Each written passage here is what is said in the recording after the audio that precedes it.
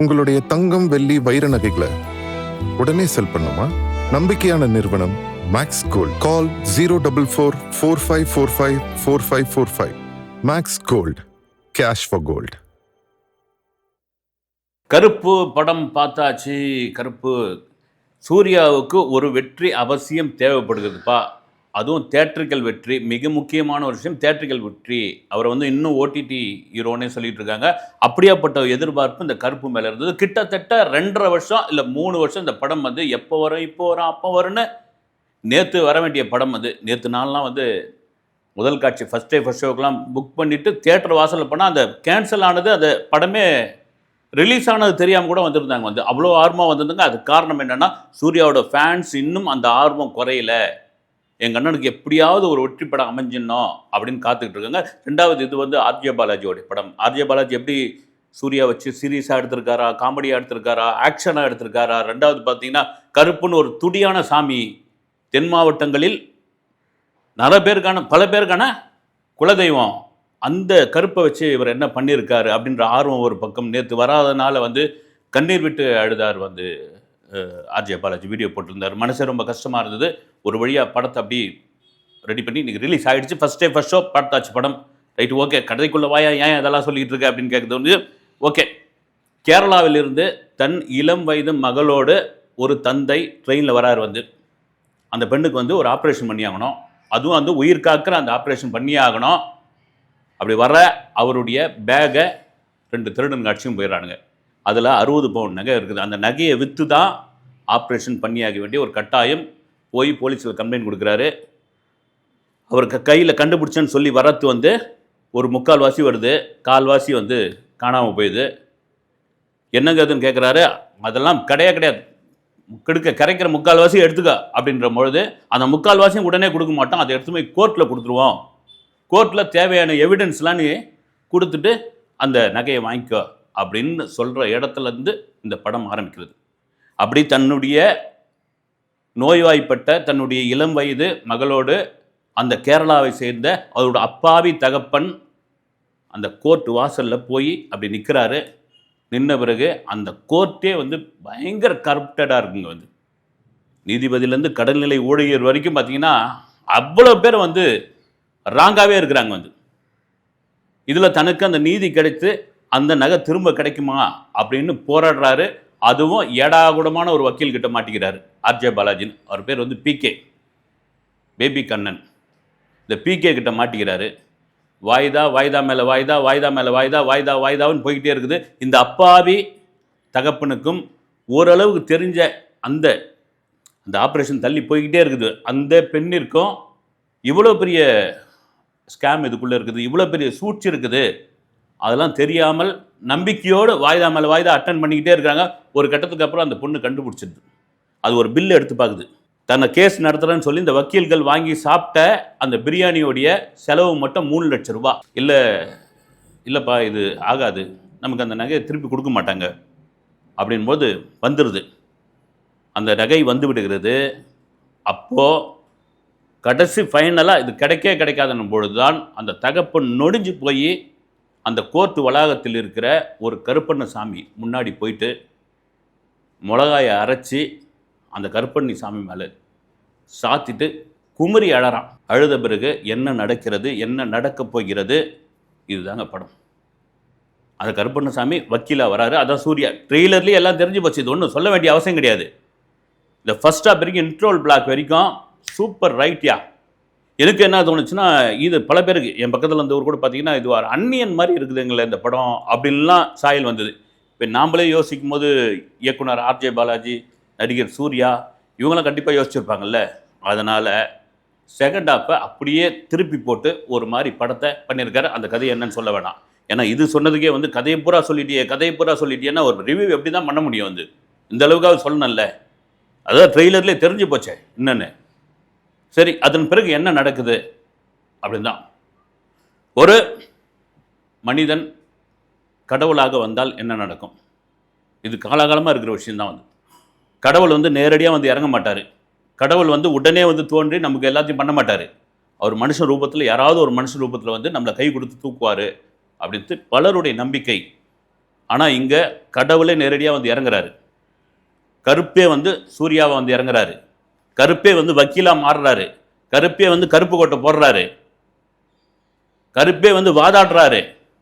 இந்த கருப்பு அப்படின்ற கடவுள் ஆர்ஜே பாலாஜிக்கு தெரியும். ஆனால் த்ரிஷாவுக்கு எப்படி தெரியும்னு நான் கடைசி வரைக்கும் எனக்கு ஒன்றுமே புரியல. எப்படி தெரியும் அப்படின்னு. அப்படி வந்த அந்த கருப்பு அந்த கோர்ட்டே ஒரு ஆட்டு வைக்கணும்ல. அதுதானே வந்து சினிமாவோட மரபு. அதுதானே நம்ம வந்து காலகாலமாக படங்கள்லாம் பார்த்துருக்கோம். ஒரு சாமி, உக்ர சாமி உள்ளே இறங்கியாச்சு. ஒரு சாமானியனுக்கு ஒரு நீதி கிடைக்கல. ஒரு சாமானிய அழறான். சாமானியனுக்கு வந்து நடுத்தரில் விட்டாச்சு. அத்தனை பேரும் அயோக்கியராக இருக்கிறாங்க. அப்படின் பொழுது அந்த துடியான சாமி என்ன ஆகும்? உள்ளே இறங்கி சம்பவம் பண்ணல, அதை கொஞ்சம் மாற்றி போட்டிருக்காரு. அப்படி மாற்றி போட்டதுனால எனக்கு என்ன ஆகுதுன்னா, இது வந்து ஒரு சீரியஸ் படமா, ஒரு காமெடி படமா, அல்லது சீரியஸ் காமெடி படமா? இதுக்கு எப்படி சூர்யா எப்படி வந்து இந்த கதையை கேட்டார்? ஆர்ஜே பாலாஜி எப்படி இதுக்கு வந்து டைரக்டராக தேர்ந்தெடுத்தார்? எனக்கு உண்மையிலே பல குழப்பங்க. ஏன்னா நான் தியேட்டரில் பார்த்தேங்க, டிக்கெட் எடுத்து பார்த்தேன். நான் ஆடியன்ஸோட பல குழப்பங்கள் இருக்குது. இது ரொம்ப முக்கியமான விஷயம் என்னென்னா, டைட்டில் கார்டில் சிஎம் விஜய் சாருக்கு நன்றி அப்படின்னு போடுறாங்க. அது மகிழ்ச்சியாக இருந்தது வந்து. ஏன்னா போன மாதம் வரைக்கும் சூர்யா மாதிரி சக நடிகராக இருந்தவர் தான் அவர் வந்து. நீங்கள் சிஎம் அப்படின்னு போட்டு ஒரு வாழ்த்து ஒன்று தெரிவிக்கிறாங்க. இன்னொரு முக்கியமான ஒரு விஷயம், இந்த படத்தில் 50 நிமிஷத்துக்கு அப்புறம் தான் ஹீரோவே என்ட்ரி ஆகிறார். எனக்கு ரொம்ப நல்லா இருந்தது. இதுவே சூப்பராக இருந்தது. ஏன்னா எடுத்த உடனே ஒரு ஹீரோவுக்கு வந்து ஒரு டில்டப் ஷாட்டை வச்சு ஒரு வசனம் பேசி கரு முருன்னு கத்தி, நான் கருப்பு வந்திருக்கிறேன் பார்த்தியா அப்படின்லாம் ஏதாவது சொல்லுவாங்கன்னு பார்த்தா ஒன்றுமே கிடையாது. ஒரு 50 நிமிஷத்துக்கு அப்புறம் வராங்க. ஃபர்ஸ்ட் ஹாஃப்லாம் வந்து ஒரு மாதிரி போகுது. வந்து ஏற்கனவே நம்ம பழக்கப்பட்ட கதையாக இருந்தாலும் செகண்ட் ஹாஃப் இப்படி தான்ப்பா இருக்க போகுது. ஃபர்ஸ்ட் ஹாஃப்லேயே எல்லாமே சொல்லியாச்சு அப்படின் பொழுது கொஞ்சம் மாற்றி யோசிக்கிறோம், கொஞ்சம் மாற்றி பண்ணுறோன்ற ரேஞ்சில் பண்ணியிருக்கிறாங்க. அதில் சில இடங்களில் லாஜிக் கோட்டில், சில இடங்களில் வந்து நிறைய கேள்வி கேட்கலான்னு தோணுது. ரொம்ப வந்தியா படத்தை பார்த்துட்டு போறியா, இதெல்லாம் கேள்விலாம் ஏன் கேட்குற அப்படின்னு நான் கேட்கலைங்க. படம் பார்த்து ஆடியன்ஸ் கேட்குறேன், ரசிகரை சொல்ல ஆடியன்ஸ் கேட்குறாங்க. நான் ஒரு பொதுவான தேட்டரில் பார்த்தேன். பொதுவான தேட்டர்னு சொல்கிறதுக்கான காரணம், இந்த ஃபஸ்ட் ஷோவில் வந்து நிறைய ஃபேன்ஸ் உள்ளே இறங்குவாங்க. ஆனால் அந்த தேட்டரில் ஃபேன்ஸ் இல்லை, ஃபேமிலி ஆடியன்ஸே நிறைய பேர் வந்திருந்தாங்க. அவங்க எல்லாம் இன்ட்ரோல் பிளாக்லேயே இந்த கேள்வி கேட்டாங்க. படம் முடிஞ்ச பிறகு அவங்களே இந்த கேள்வியெல்லாம் கேட்டுக்கிட்டாங்க. அதெல்லாம் மீறி நிறைய இந்த படத்தில் வந்து பல விஷயங்கள் பேச வேண்டியது இருக்குது. இந்த ஒரு பெரிய ஹீரோ, அதுவும் சூர்யாவுக்கு வந்து ஒரு கம்பேக் படமாக இது அமைஞ்சே தீரணும். சூர்யாவுக்கு ஒரு வெற்றி அவசியம். 100 கோடி பஞ்சாயத்துலேருந்து இந்த படம் தப்பிச்சு வந்திருக்குது.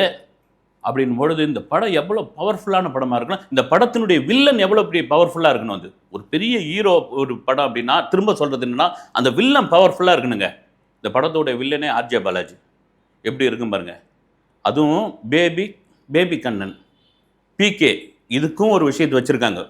அது இப்போயே கூட நான் சொல்லிடுறேன். பிகே அப்படின்னா என்ன தெரியுங்களா? ஒரு டயலாக் ஒன்று வரும்.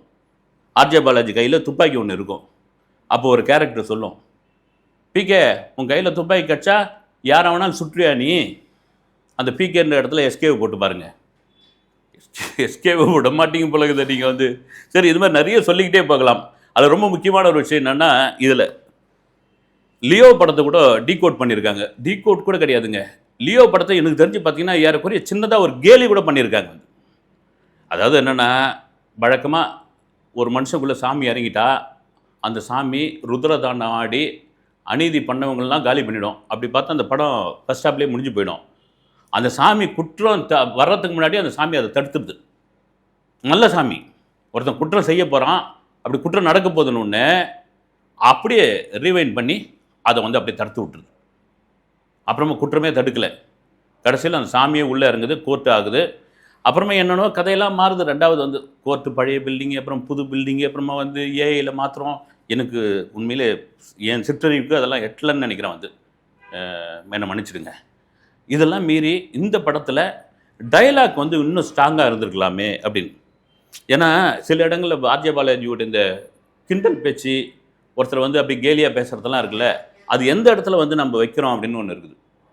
ஒரு நகையை பறி கொடுத்தவங்க ஒரு அப்பாவும் மகளும் ஆட்டோவில் ஏறி போவாங்க. அந்த ஆட்டோக்கார் கேட்பார், இவ்வளோ நகையை வச்சுக்கின்னு என்னையா பண்ண போகிற அப்படின்னு. வந்து இங்கே விற்றா நல்ல வேலைக்கு கிடைக்கும் அப்படின்றதுக்காக எடுத்துன்னு வந்தேன் அப்படின்னா, விற்றுன்னா போயஸ் கார்டில் தனுஷ் வீட்டு பக்கத்தில் வீடு வாங்க போறியா அப்படின்னு ஒரு டைலாக் ஒன்று அடிப்பார். தேட்டரே சும்மா இருக்குதுங்க. அது கொஞ்சம் எரிச்சலாகவே இருக்குது. வந்து எரிச்சலாக இருக்குது. அப்புறம் சூர்யா வந்து அவர் கருப்பு இல்லையா, ஒரு புது ட்ரெஸ் ஒன்று போட்டுன்னு வர்றாரு.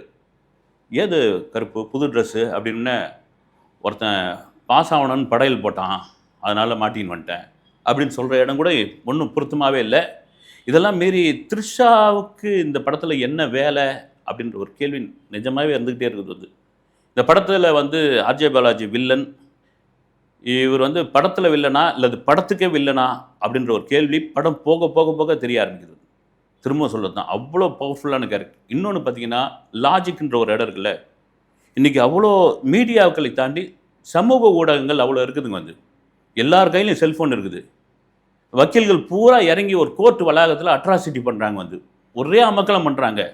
ஒரு எனக்கு தெலுங்கு படம், அதுவும் தெலுங்கு படம் கூட பார்த்தீங்கன்னா ஒரு 90s தெலுங்கு படம் பார்த்த மாதிரி இருந்தது. அது அப்போ யார் கையிலையும் செல்ஃபோன் இல்லையா? யாரும் எடுத்து அதை வந்து சோஷியல் மீடியாவில் போட மாட்டாங்களா? இன்றைக்கி சும்மா உப்புச்சப்பு இல்லாத விஷயத்தெல்லாம் எடுத்து சோஷியல் மீடியாவில் போட்டுக்கிட்டு இருக்காங்க, ரீல்ஸாக போட்டுக்கிட்டு இருக்காங்க, போட்டு பொலன்னு பழந்துக்கிட்டு இருக்காங்க. ஆனால் இவ்வளோ அட்ராசிட்டி நடக்குது, இவ்வளோ இது பண்ணுது. ஒரு ஒரு ஒரு வக்கீல் வந்து கோர்ட்டையே தன் கண்ட்ரோலில் எடுக்க முடியுமா? ஒரு நீதிபதி இப்படிலாம் இருக்க முடியுமா? ஏன்னா மனிதனுடைய கடைசி நம்பிக்கை நீதிமன்றம் தான். ஒரு பிரச்சனை இல்லை, அவனுடைய கடவுள் நீதிபதி தான், அவனுடைய கோவில் நீதிமன்றம் தான். அப்படி இருக்கும் பொழுது அந்த இடத்துல ஒரு நீதிபதியாகவும் ஒரு வக்கீலாகவும் ஒரு நீதிமன்றமாகவும் கடவுளே உள்ளே இறங்குறாருன்னா எவ்வளோ சீரியஸான ஒரு மேட்ரு. வந்து இதை நினச்சி பாருங்க, எவ்வளோ சீரியஸான ஒரு மேட்ரு. இது எவ்வளோ சீரியஸாக பண்ணியிருக்கலாம். சரி, ஓகே, டெக்னிக்கலாக படம் எப்படி இருக்குது? டெக்னிக்கலாக படம் சூப்பராக இருக்குதுங்க. சூர்யாவும் வழக்கம்போல் ஒரு நல்லா நடிச்சு கொடுத்துருக்காரு, சொல்லவே தேவையில்லை. சூர்யா பிரமாதம் நடிச்சிருக்காரு. குறிப்பாக அந்த மலையாள நடிகர், இந்த அப்பாவா வர அந்த மலையாள நடிகர், ஏற்கனவே அவருடைய படங்கள்லாம் பார்த்துருக்கேன். பிச்சு உதறிட்டார். வந்து சும்மா உடல் மொழியிலே வந்து அமக்கலம் பண்ணிட்டார். அதெல்லாம் தாண்டி ஆர்ஜே பாலாஜி வழக்கம் போல் கத்துறதுக்குள்ள ஆ ஓ ஆ ஊன்னு கத்துறதும் ஒரு பக்கம் இருக்குது. வந்து இந்த கதையை எப்படி தேர்ந்தெடுத்தாரு, இந்த கதைக்கு எப்படி சூர்யா ஒத்துக்கிட்டாரு அப்படின்ற கேள்வி இருக்குது. மிக முக்கியமான ஒரு விஷயம், சாய் அபேங்கர்.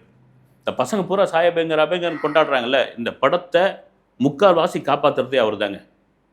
என்ன பிஜிஎம், என்ன ரெக்கார்டிங், எந்த இடத்துல சாங்கை கரெக்டாக கொண்டு வந்து சேர்க்கணும், எழுதி வச்சுங்க. இன்னொரு அனிருத், நீங்கள் அடுத்தடுத்து பார்த்தீங்கன்னா பெரிய ஹீரோக்கள் எல்லாம் சாய் அபேங்கருடைய ஒரு ஃபேவரெட்டு ரசிகர்களாக மாறுவாங்க. தான் மாற்று கருத்து கிடையாது. அப்புறமா பார்த்தீங்கன்னா இந்த கருப்பு சாமிக்கு எல்லை, இது ஏன் எல்லை தான், அதுக்கப்புறம் வேற ஒரு எல்லை, அந்த எல்லை, இந்த எல்லைன்னு என்னதுக்கு இந்த அடுத்தடுத்து காட்சிகள்லாம் போய்கிட்டு இருக்குன்னு தெரியல.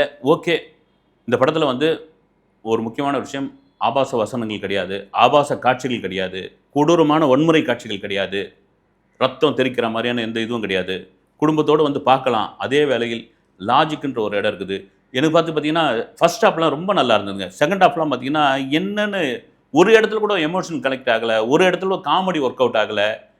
எனக்கு வில்லனை யாராவது முயற்சி பண்ணியிருக்கலாமே, பிரமாதம் வில்லனுக்கா பஞ்சம், வந்து யாராவது ஒரு புதுமுகத்துக்கு கூட ஒரு வாய்ப்பு கொடுத்துருக்கலாமே, ஏன் வந்து ஆர்ஜே பாலாஜி இதை பண்ணியிருக்காரு வில்லன் கேரக்டரில் அப்படின்ற கேள்வி படம் முடிந்து வந்த பிறகு கூட இப்போ கூட எனக்கு கேட்டுக்கிட்டே இருக்குது. ஓகே, வாய்ப்பு இருக்கிறவங்க போய் பாருங்கள். அடுத்த வீடியோவில் சந்திக்கிறேன். நன்றி.